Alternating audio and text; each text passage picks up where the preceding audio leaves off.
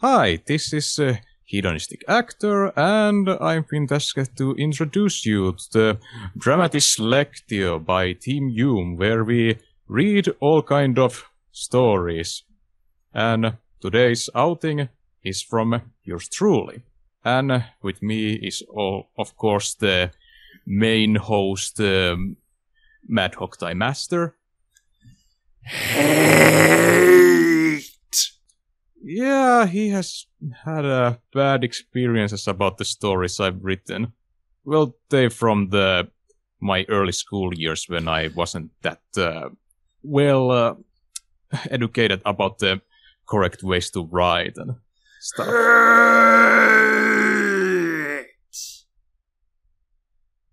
Yeah, and they had some big numbers which he couldn't stand either. Hate! But you don't need to worry, because this time the biggest number is 10,000. That's manageable, right? Anyway, the last time Matti-like chose a story for us to read, well, I'm still suffering from post-traumatic stress disorder from that time. If you recall, it was a Final Fantasy fanfiction. Final Fantasy VI fanfiction, to be precise. Mm-hmm. Yes, thanks for that, by the way. Yeah. A final word to that, it wasn't that bad, but it certainly had difficulties in starting, because the first chapter basically didn't tell anything about the conflict that was in the story. I don't care. So now we're back to read one of his stories that he wrote when he was much younger, and as your introduction actually, we are stated, reading 2 stories, but they're pretty short, So basically this is exactly like the Snowman Saga and the Captain Karnos Saga? Yeah. How is this couple of stories titled? Do they have an overall title? Are they an anthology? The first one is titled Catch the Frog. I can see that. And the second one is titled The Flute of Evil. Yes, but does this overall saga have a name? Well, I've dubbed it Prince and Princess Saga. Obviously. I mean, it has to be a random name plus saga in your titles, like every time. Well, in both stories there's a prince and a princess, so it's a little self-explanatory. But they're not necessarily the same prince and princess in the both stories, because in the first one they don't have names, but in the second one they do. But I consider them to be spiritually connected. You know, I'm already in a horrible mood because of the summer heat. I had the fan on. There are cicadas out of my window in a literal concerto. They are like trying to recreate the freaking 9th Symphony of Beethoven with all of their cicading about. Let's take my frustration out on your 9-year-old self, because that's the mature thing to do. I was 10 years old at the time when I wrote this. Oh, I'm sorry! I'm sorry! Big difference! Yeah, I was thinking. I wrote both those snowman stories when I was 9, so there may be some difference. Did I mention hate? Well, maybe you'll be positively surprised. You cannot even say that with a straight face. Okay, yeah. I'm going to start reading now, otherwise we're going to be stuck here for the rest of eternity. With me hating everything and everyone. Hopefully this one won't give me a brain aneurysm by the end of the first verse, like the other ones did. Once upon a time, there was a lovely princess. One day, she got lost in the kingdom ruled by a witch. She wondered why there were only frogs. Then the witch arrived. She was wrinkled and her nose was so long it tickled her neck. Wait, what? Because magic. Do you mean to say her nose basically bends over? I'm sorry. Now I cannot help but imagining her nose being like the handle of a cup, basically. It's like, what kind of a nose? What kind of a nose is this? It's a magic nose. I'll kill the magic. This witch's name was Atrocious Be Sinful. Atrocious Be Sinful, with a C, by the way. In the original language, it wasn't that menacing. It's what like akka be single, which would be a hag be single. But I decided for the translation to make it a tad more menacing. Yeah, that's great. Now I'm waiting for He-Man to show up and beat her, honestly. She chattered. I shall turn you into one of my subjects. Not so fast, Skeletor. He-Man! Okay.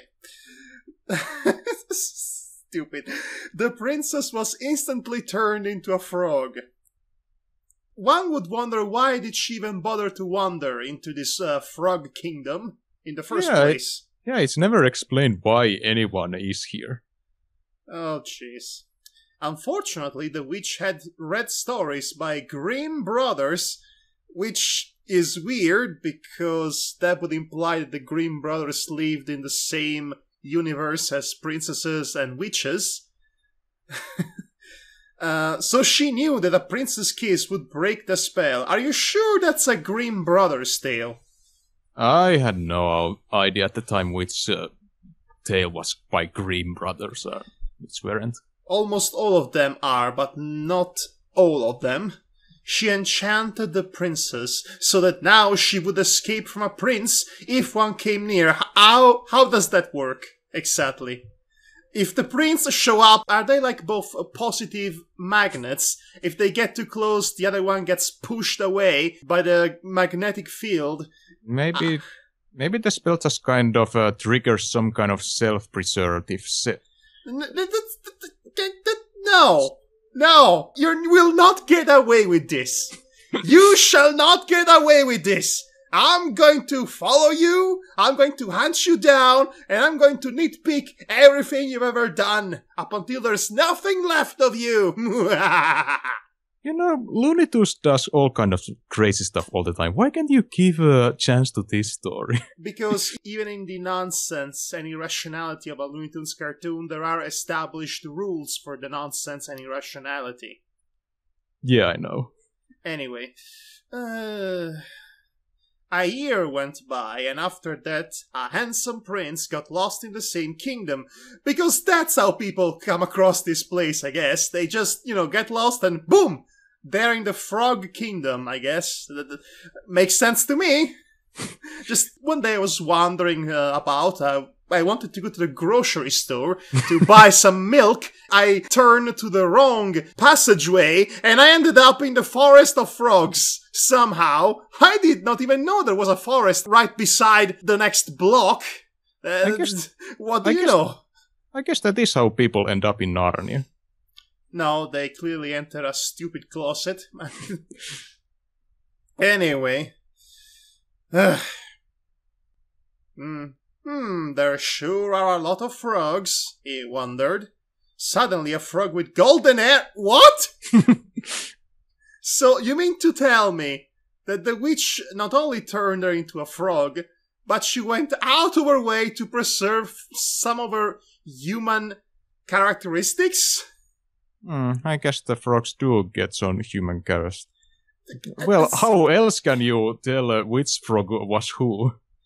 That's the whole point of the story. You don't know. You have to put your faith in the fact that you're doing something for the right reasons without actually knowing for certainty that the frog will turn out to be what you were looking for this entire time. It's a test of faith. That's the whole point. If the Princess Frog has golden hair, you're not even going to guess that that's not a normal frog. Yeah, this has nothing deeper than pure insanity in mind. Okay, so like I said, as a frog with golden hair and a crown on its head jumped past him. The prince was overjoyed. If I kiss that frog, it will turn into a princess! A-doop-a-doop-a-doop-a-doo! Sounds like a plan to me. However, when the prince tried to kiss the frog, it escaped. Why? I don't know. After a while, the Because prince... of the spell. Yeah, I was trying to pretend I forgot about that. After a while, the prince had built a trap. Is this turning into Wile E. Coyote and the Roadrunner? Are you freaking kidding me? He's building a trap. So let me get this straight.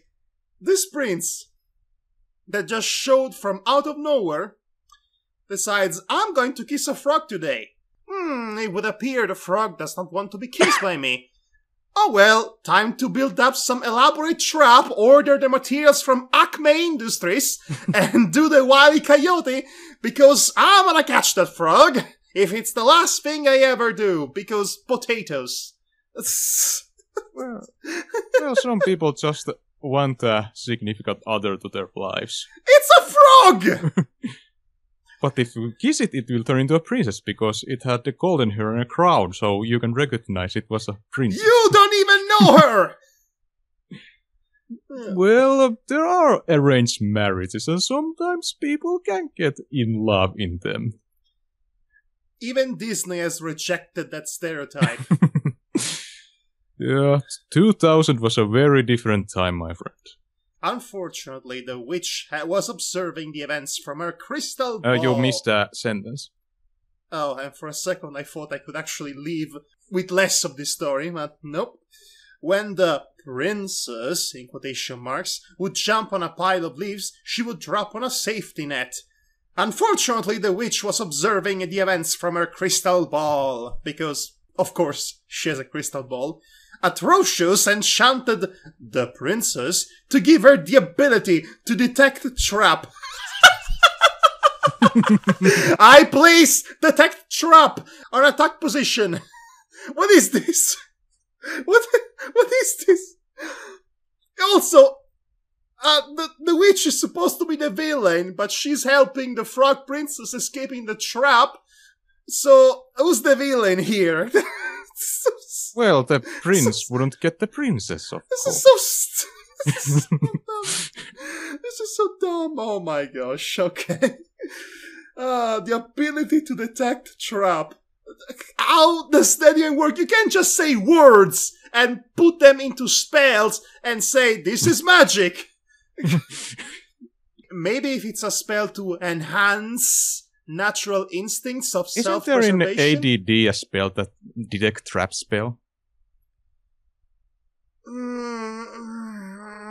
Well, at least thieves have the detect trap ability, but...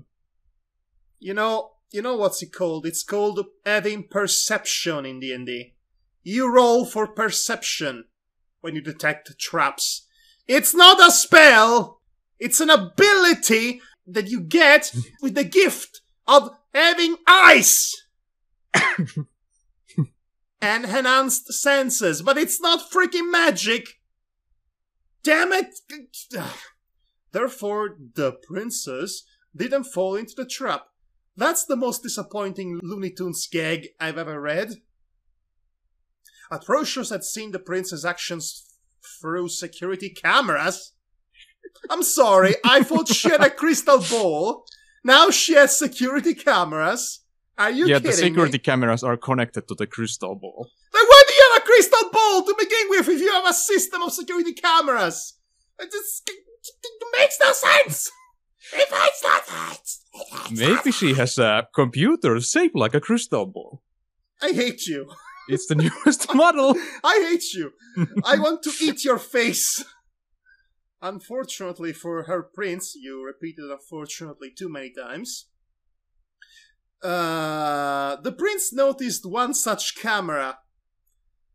All the cameras were connected to each other via wires, so he got an idea. He took a floppy disk. What? I'm Which sorry. he just happened to have. When did you write this again? I was 10 years old. In 2000. 2000? Yeah. A floppy disk in the year 2000. We had an older computer that still had... Actually, in the computers from 2000, they had the floppy disk in them, but nobody really used them anymore.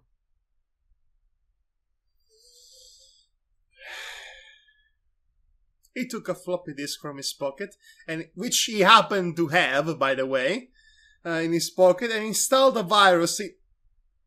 I'm pretty sure the floppy disk cannot contain the sheer size that a virus would require. You know, I had no idea about the disk sizes. You know how much, typically, on average, can a floppy disk contain? Yeah, it was about, I think, 1.3 megabytes or something. Yes. It's not very much, is it? No. I don't even know how big a virus has to be in order to work.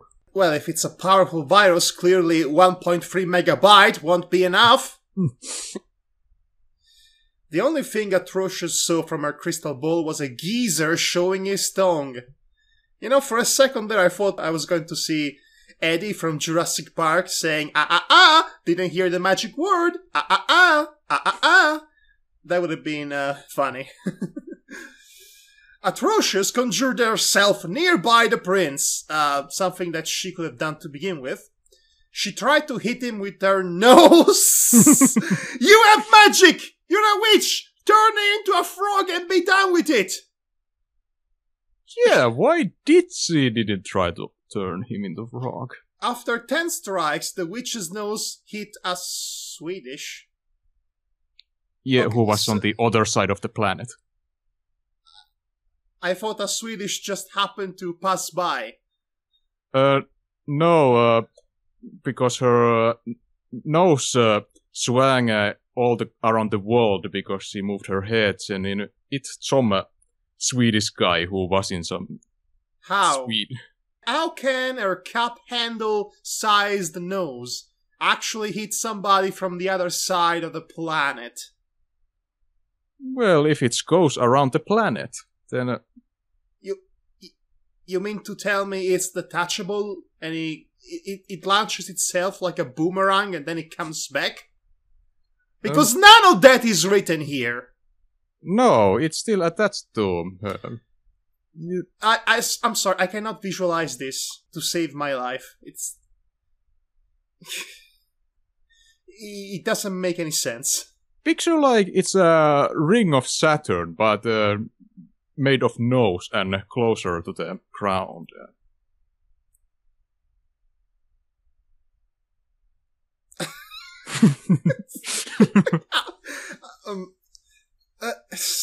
It doesn't... Okay.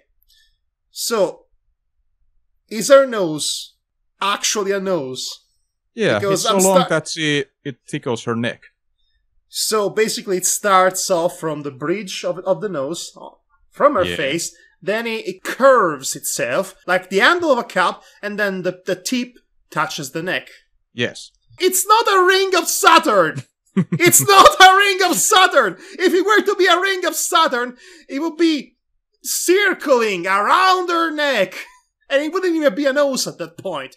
And how could you launch that nose on the other side of the planet? You did not even describe the action. So how is anyone supposed to visualize that? She moves her head, and the nose moves with her. So it's still a nose! It's still a nose! The best she can do is, I'm going to eat your with my nose, eventually, stay still, Maybe this is like spins around or something. You know what? Brain aneurysm coming. I'm going to move on. Yeah. This is nonsense. The prince took her magic dust, which she had, I guess. And how did he take it? I don't know. And conjured because hitting the Swedish distracted her. But I thought the Swedish was from the other side of the planet. Well, it still hurts the nose if you hit a human with it. Then why was she trying to use the nose as a club if it hurts? Well, it's all to distract because she didn't see where the nose hit because the Swedish wasn't somewhere else.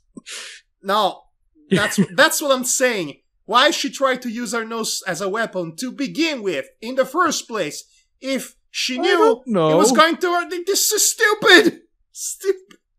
I cannot move on from this point, can I? The prince took her magic dust and conjured hands to earth. What? You mean to tell me the planet Earth suddenly sporadically grew a couple of hands from its sides? Oh my god. Oh god.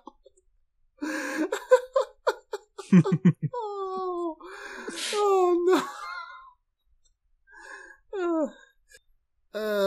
You know that moment at the beginning of Sonic Unleashed in which Eggman literally destroys the planet to summon Dark Gaia from the depths of it? I haven't played the game, but I've seen the opening video. Well, that still sounds believable compared to this mess. It threw Atrocious to Pluto, where she must be still today. Okay, what's with you and randomly throwing characters to other planets? You did this in the Snowman Saga too. It was all over the Milky Way. I swear to God.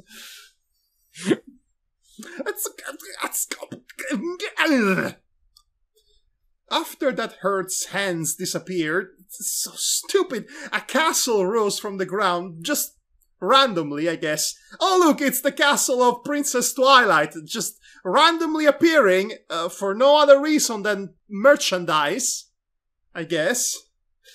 Oh boy. A castle rose from the ground, and all the frogs transformed into humans! Even the frogs that were not humans! All of them! The prince married the princess, and they lived happily ever after. They don't even have a name! Yeah. Well, this was absolute garbage, so let's see the next story. The Flute of Evil! And I should mention that this story I wrote 2 years later when I was 12 years old. Oh god. Pat Prince fell on a sofa exhausted. So, the first story had a prince in it, and now we have a guy named Pat Prince. Yeah, that was the...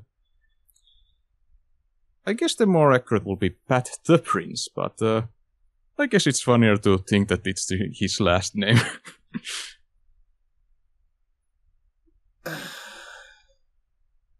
He had saved his wife, Paula Princess. Paula Princess. Paula Princess and Pat Prince.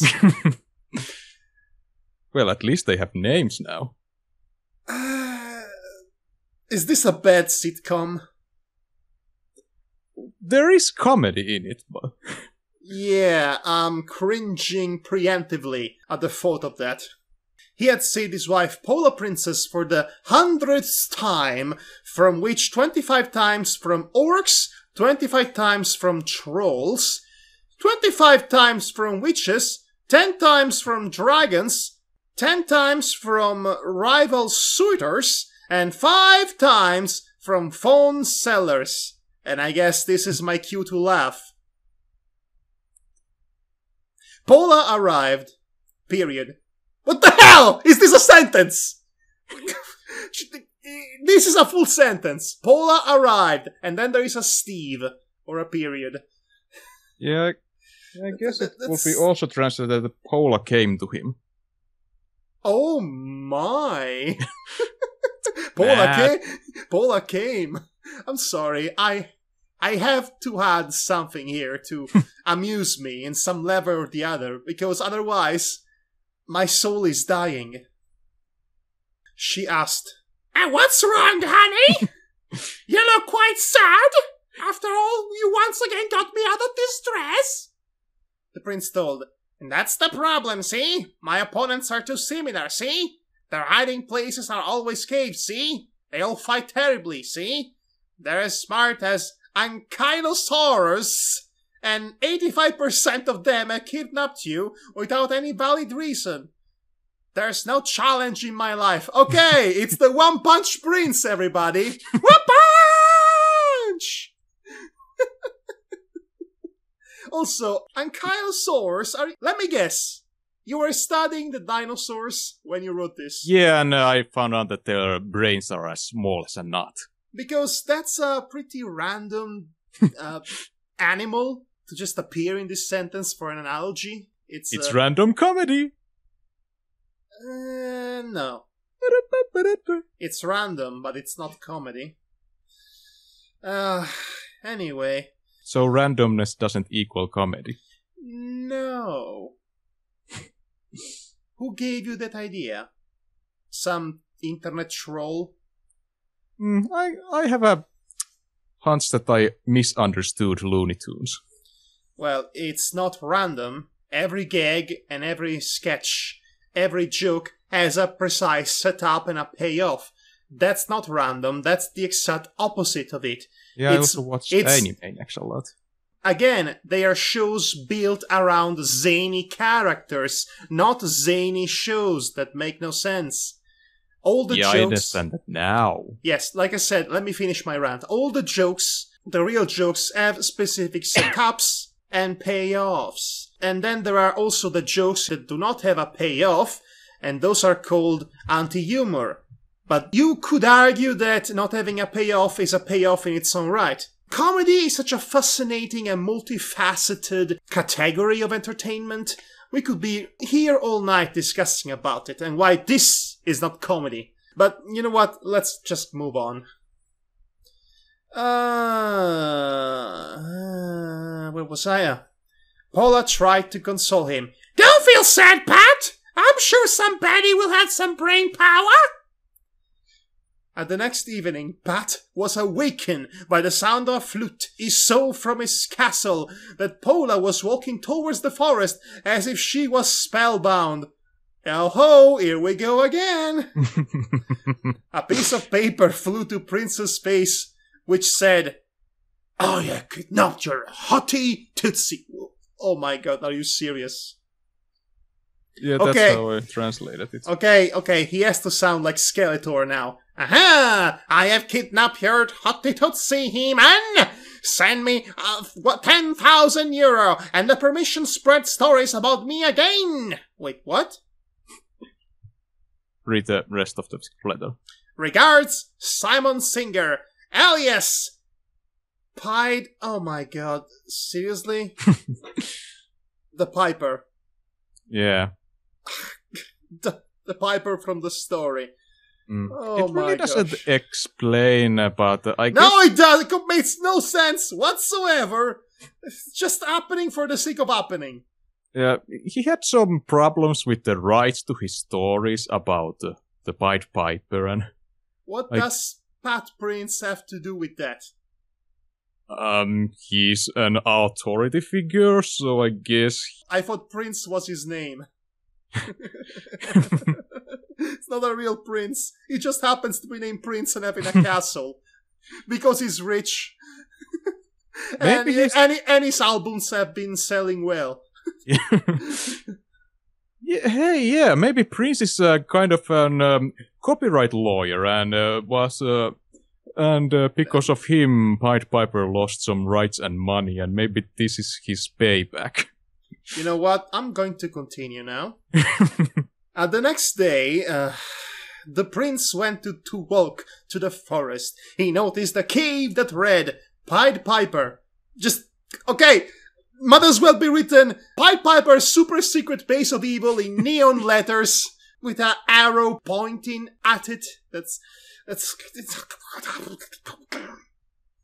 Next to him, Pat noticed a fly and a fluffy feather. You missed something. Again, I could leave. Prince jumped away when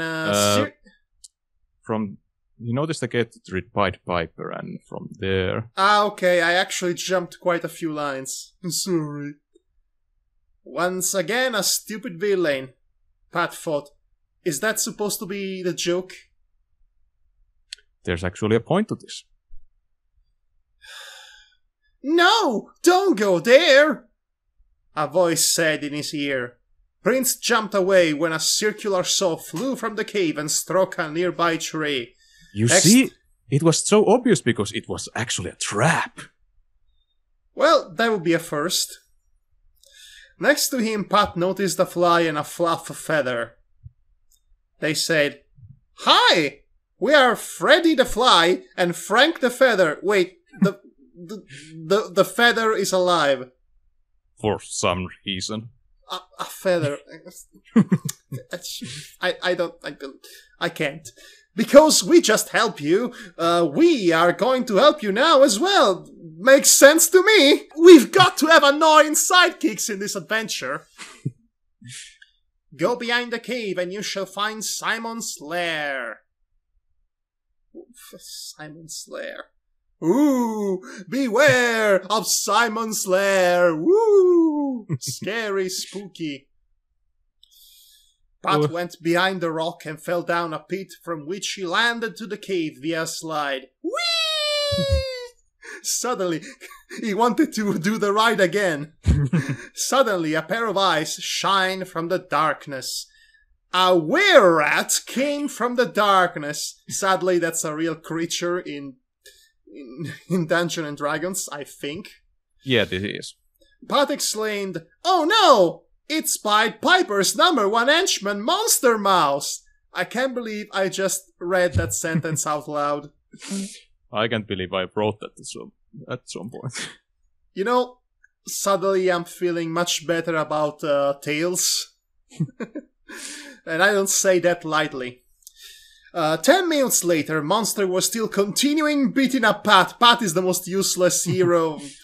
I can't believe this guy was bored.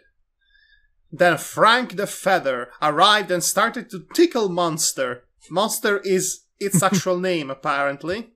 Yeah. Yeah, okay. When he was doubling up with laughter, Pat ran past him. Pat arrived to Simon Singer, better known as Pied Piper. Thank you for reminding me that. Simon said... Simon says... Simon says... God damn it! Matti! Yeah. Oh. Simon said, "Well, He-Man, did you bring your money in my rights, Pussypat?" I don't want to waste money for saving. I don't want to waste money for saving? That would be too easy, Pat said and took up his sword. However, Pied Piper played a melody with his flute, causing the sword to break in pieces. Oh no! Okay, sure. Pied Piper caused Pat pain with his flute. Wait, is he beating him with a flute? Wow! Well, our hero, everybody! I guess my thought is that he was playing the flute which causes pain, because... It doesn't come across as that. Yeah. Luckily, Freddy the Fly, the real hero who does all the work, arrived and buzzed around the Piper. While he was shooing Freddy, Pat took the flute and broke it. The flute exploded, which caused Pat and Paula to fly to their castle, and Simon and Monster to jail. Not even a Superman cartoon from the 1940s works this conveniently. Later, Simon got the rights to Pied Piper books as long as he paid €20 per publication. That's not how copyrights work. Pot and Paula, on the other hand, lived happily until the next kidnapping, which is happening 20 minutes after this story, basically. This was garbage. But at least it was kind of funny. I cannot say the same for the other stories you first fed to me. Yeah, I actually, from the latter story, have a teacher's commentary. I was given minus about possessive suffixes. I don't know how can I explain this linguistic term to English, because in English language, possessive suffixes doesn't really...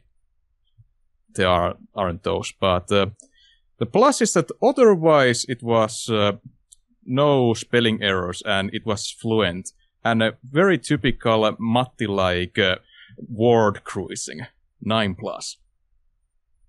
A Matti-like word cruising. Yes. That's an actual comment. Yes. Best teacher ever. Honestly, that's creative. I would give an A+ to that review, honestly.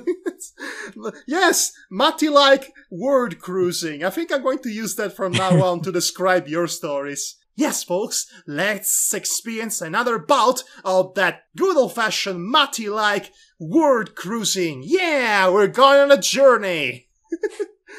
Take a look. It's in a book, a reading rainbow.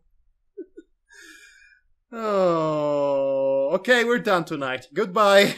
This has been Madhog the Master, surprisingly still alive and intact. And this was Hedonistic Actor. We'll be seeing you soon. Oh, please, Devar, come back soon from your vacation. I miss you so. Don't leave me with this crazy Scandinavian crazy version of craziness and his Princess Frog, Princess Frog, Princess Frog, Princess Frog, Princess. Oh boy. Okay, bye. And technically Finland isn't part of Scandinavia, but semantics. Well, actually I looked it up and a good chunk of your country is part of the Scandinavian region. Okay, good enough for me. So, I don't know in which part you're living in, but technically you are part of the Scandinavian peninsula. So, there's that. Yay! Bye. Bye. That was a bit of pointless information.